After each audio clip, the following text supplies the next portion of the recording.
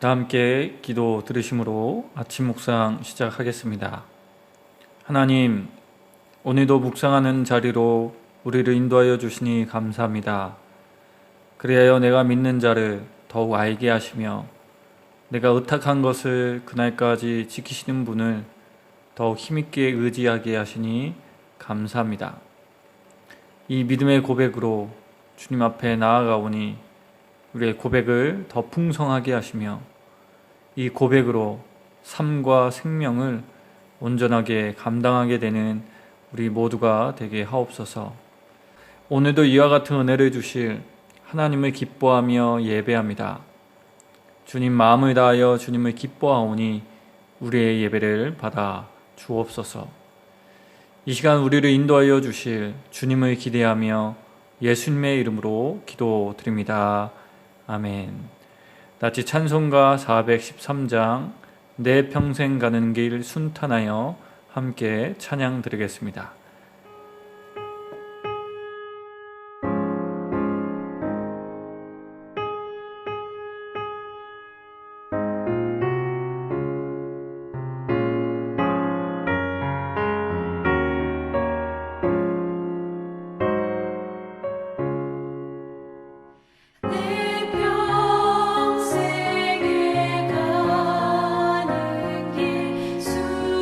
순탄하여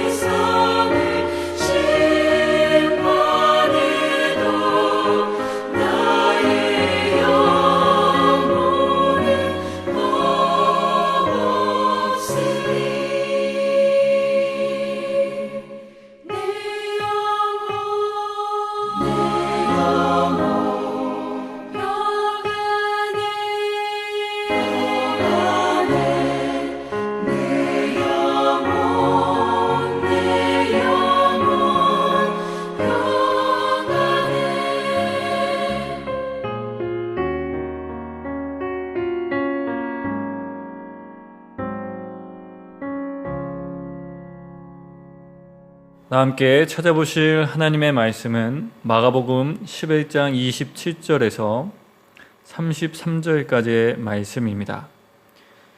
마가복음 11장 27절에서 33절까지의 말씀 다 찾으신 줄 알고 받들어 봉독하겠습니다. 그들이 다시 예루살렘에 들어가니라.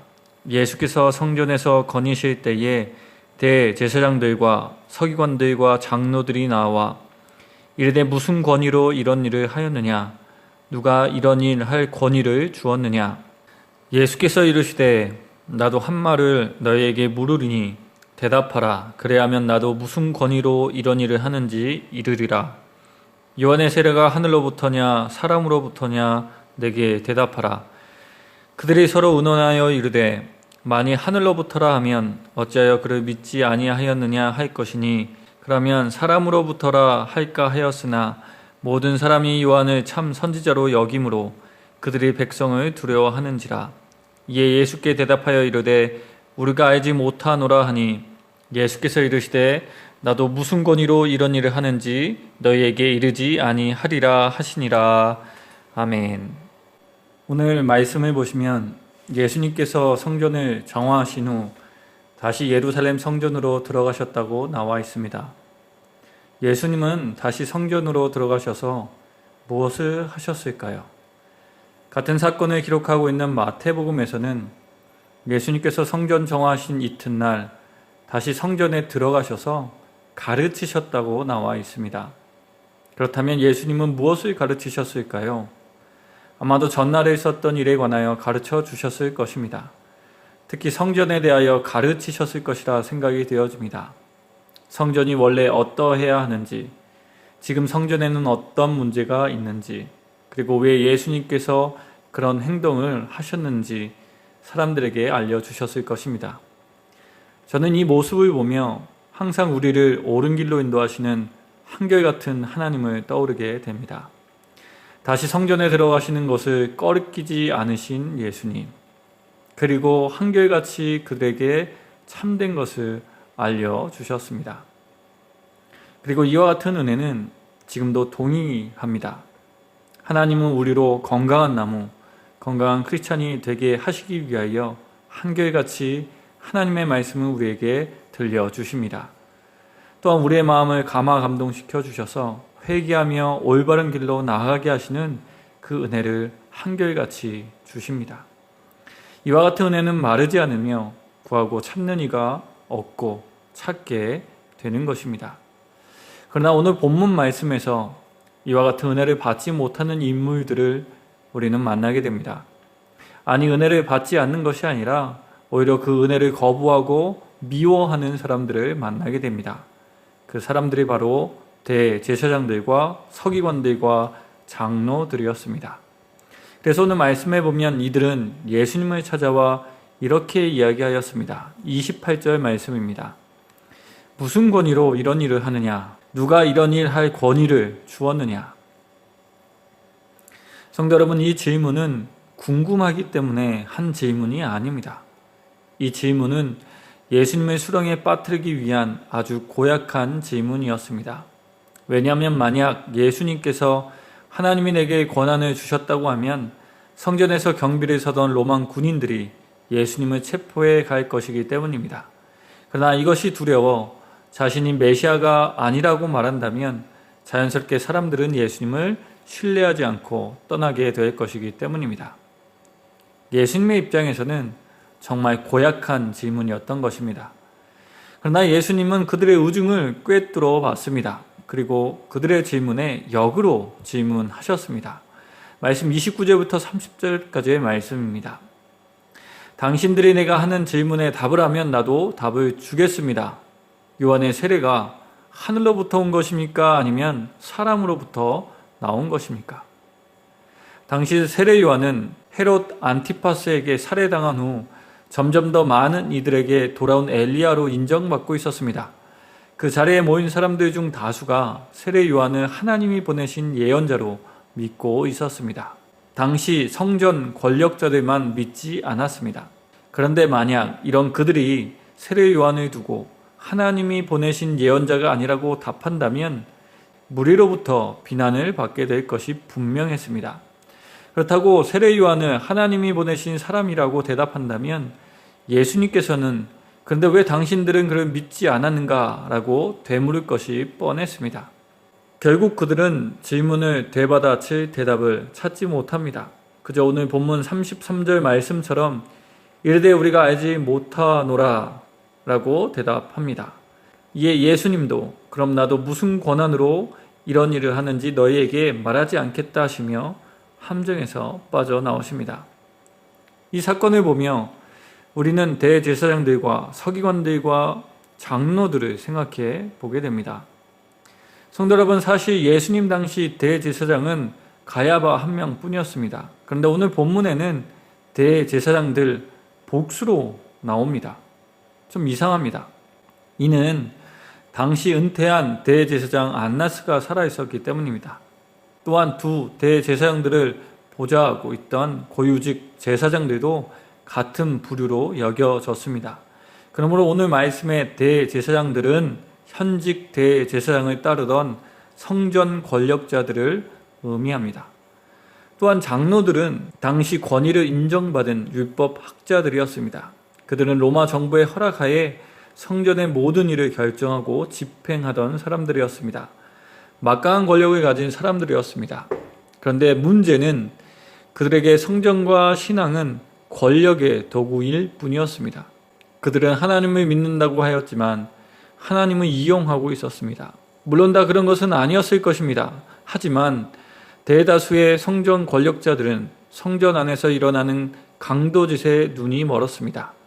그것을 통해서 누리는 것이 너무 달콤했던 것입니다. 그래서 그 모든 일이 잘못된 것임을 알면서도 눈을 감은 것입니다. 예수님의 말씀이 옳다는 것을 알면서도 눈을 감은 것입니다.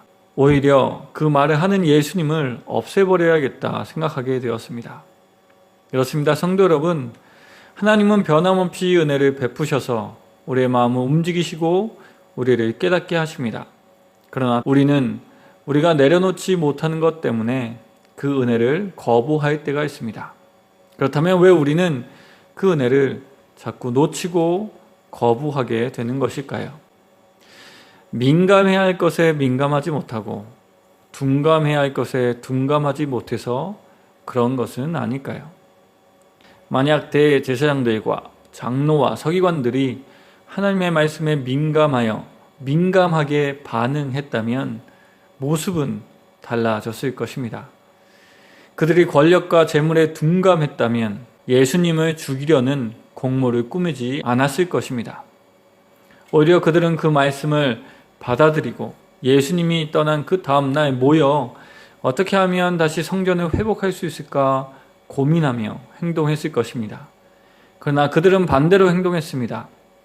민감해야 할 것에 둔감하게 반응합니다. 하나님의 말씀과 생명을 살리는 일에 너무나 지나치게 둔감하였습니다. 그리고 재물과 명예에 지나치게 민감하였습니다. 그래서 결국 살인까지 모의하게 되기에 이르렀습니다. 성도 여러분, 우리는 어떻습니까? 하나님의 은혜는 계속 우리에게 부음받고 있습니다. 복음으로 우리의 생명을 지키시고 우리의 삶을 인도해 가십니다. 우리의 믿음을 지키시고 소망을 잃어버리지 않도록 계속해서 우리에게 말씀하여 주십니다. 다양한 방법으로 우리를 인도하시고 계십니다. 하지만 우리는 이것에 민감하게 반응하고 있을까요? 어쩌면 우리는 하나님의 말씀과 인도하심이 아니라 다른 기타의 것들에 더 민감한 것은 아닐까요? 그래서 내려놓아도 될 것인데도 그것을 부여잡고 있으며 더 많은 염려와 걱정으로 오늘을 보내고 있는 것은 아닐까요? 둔감해도 될 것인데 오히려 민감하게 반응함으로 우리의 심신을 고단하게 만들고 있는 것은 아닌가요? 많은 사람들이 코로나 바이러스로 인하여 그동안 생각하지 못했던 것의 소중함을 알았다고 말합니다. 또한 이 일로 인하여 그동안 너무 민감하게 생각했던 것이 그렇게 민감하게 반응하지 않아도 되는 것이었구나를 깨달았다 말합니다. 또한 그동안 둔감했던 것이 오히려 소중한 것이었구나라고 깨닫게 되었다고 말합니다. 그렇다면 성도 여러분, 우리의 궁금증은 어떻게 하면 민감해야 할 것에 민감할 수 있고 둔감해야 할 것에 둔감할 수 있는가로 향하게 됩니다.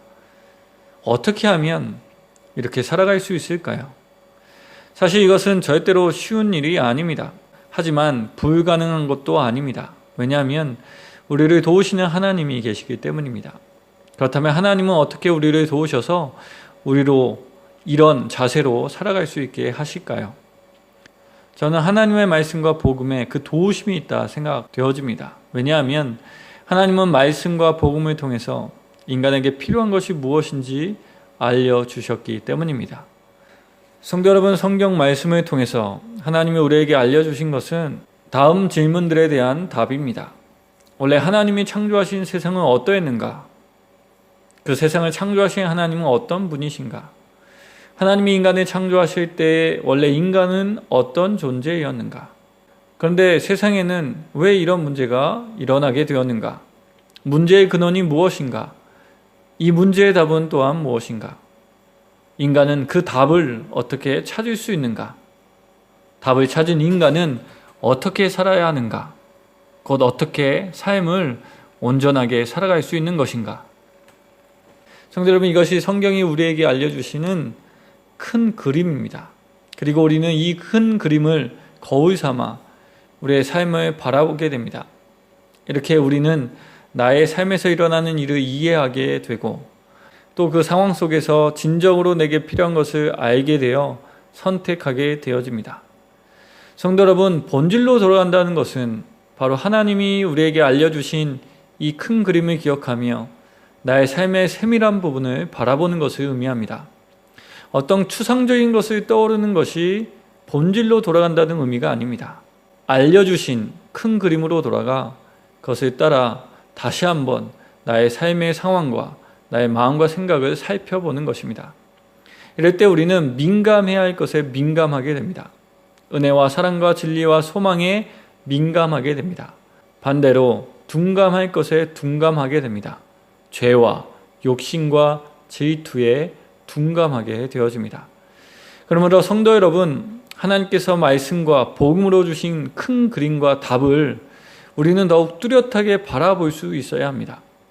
그 큰 그림과 답에 대해서 알지 못한다면 우리는 둔감할 것에 둔감할 수도 민감해야 할 것에 민감할 수도 없습니다. 그렇기 때문에 우리는 더욱 말씀을 가까이 하고 성경 공부를 하며 기도해야 하는 것입니다. 그래서 하나님도 말씀을 배우고 가르치시며 기도하는 것을 그렇게 강조하신 것입니다.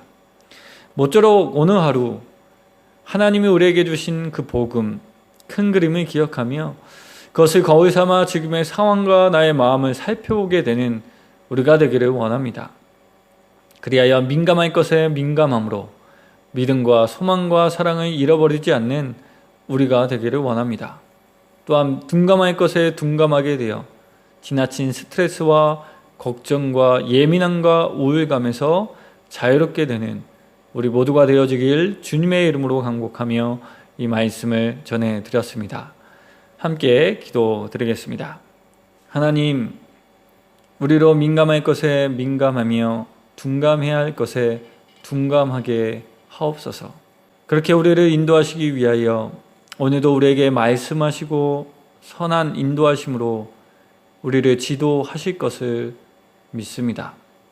특히 우리에게 복음을 알려주시고 믿게 하여 주시며 말씀을 하나님의 말씀으로 인정하게 하심으로 우리를 인도하시는 것을 믿습니다. 그 인도하심을 기억하며 하나님께서 주신 큰 그림으로 오늘과 같은 특별한 상황을 살펴보게 하옵소서. 또한 이 상황 속에서 내가 무엇을 걱정하고 무엇을 가장 먼저 생각하는지 알게 하옵소서.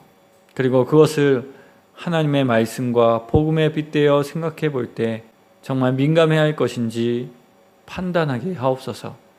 그래서 민감해야 할 것이라면 적절하게 반응하게 하시고, 반대로 둔감해야 할 것이라면 내려놓게 하옵소서. 그렇게 함으로 어려운 상황 속에서도 참 자유와 평안을 누리는 우리가 되게 하옵소서. 또한 그렇게 인도하시는 하나님으로 인하여 기뻐하게 하옵소서. 그러나 하나님, 이 상황으로 인하여 걱정하게 되는 우리의 연약함도 아십니다. 우리를 긍휼히 여겨주시고 그것에 노임받을 수 있도록 우리를 도와주시옵소서. 영육간의 주님의 보호하심을 더하여 주시옵소서. 우리가 처한 상황에서 우리를 구원하여 주시며 우리의 마음을 지키셔서 삶의 생명력을 잊지 않게 하시는 주님께 오늘 하루를 의탁드리며 예수님의 이름으로 기도드립니다. 아멘. 주님 가르쳐 주신 기도하심으로 아침 묵상을 마치겠습니다. 하늘에 계신 우리 아버지, 아버지의 이름을 거룩하게 하시며 아버지의 나라가 오게 하시며 아버지의 뜻이 하늘에서와 같이 땅에서도 이루어지게 하소서. 오늘 우리에게 일용할 양식을 주시고 우리가 우리에게 잘못한 사람을 용서하여 준 것 같이 우리 죄를 용서하여 주시고 우리를 시험에 빠지지 않게 하시고 악에서 구하소서. 나라와 권능과 영광이 영원히 아버지의 것입니다. 아멘.